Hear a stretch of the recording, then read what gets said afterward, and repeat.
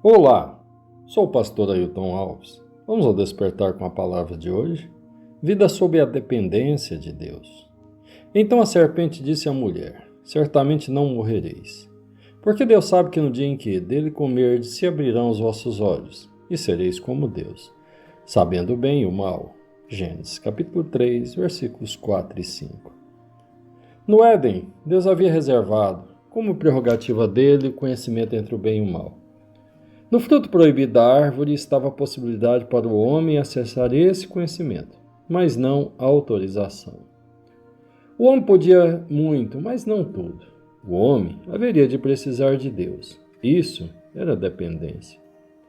O diabo, pela boca da serpente, tenta a mulher a romper com esse limite, deixar de ser dependente para, supostamente, se tornar igual, isto é, se tornar suficiente.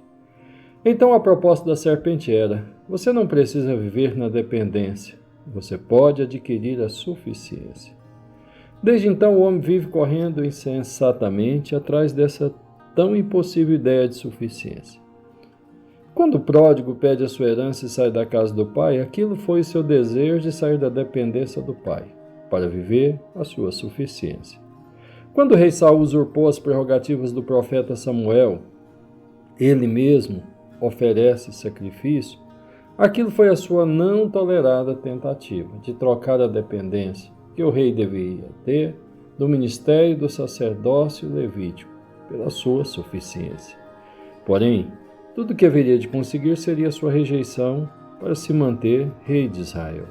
Mais tarde, em um ímpeto de soberba e arrogância, o rei Uzias tentaria a mesma coisa, porém igualmente sem sucesso. Quando o rei Uzias entrou no templo para sacrificar, aquilo foi o seu desejo de se tornar suficiente. Só conseguiu uma lepra que o levaria ao isolamento e a uma morte solitária. Quando eu e você tentamos levar as nossas vidas sem uma vida de oração e busca da direção de Deus, isso também é uma tentativa de viver uma vida sem a dependência do Senhor. Tiago, o irmão de Jesus, nos adverte: ouça agora, vocês que dizem, hoje ou amanhã iremos para esta ou aquela cidade, passaremos um ano ali, faremos negócio e ganharemos dinheiro. Vocês nem sabem o que lhes acontecerá amanhã. Que é a sua vida? Vocês são como uma neblina que aparece por um pouco tempo e depois se dissipa. Ao invés disso, deveriam dizer: se o Senhor quiser, viveremos e faremos isso ou aquilo. Tiago, capítulo 4, versículo 13 ao 15.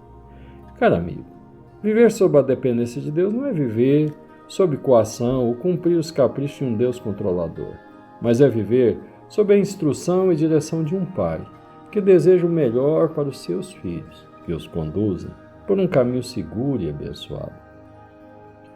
A você que tem seguido uma vida na sua própria suficiência e que está cansado de fracassar, quero te convidar a orar comigo, uma oração de submissão à dependência de Deus. Oremos. Senhor, a partir desse momento, a partir de hoje, eu coloco a minha vida, Senhor, no teu altar. Ó Deus, e declaro o teu senhorio sobre a minha vida. Pai, dirige os meus caminhos, dirige os meus pés, para que os meus pés andem no caminho do Senhor, para que os meus pés andem em conformidade com a tua vontade, Senhor, para que o meu coração e a minha mente seja totalmente rendida ao teu senhorio. Eu te peço, Senhor, que convence o meu coração e eu submeto ele ao Senhor, para que em tudo o Senhor possa me conduzir e me dirigir de acordo com o teu propósito, de acordo com a tua vontade, e que todos os meus caminhos sejam dirigidos pelo Senhor.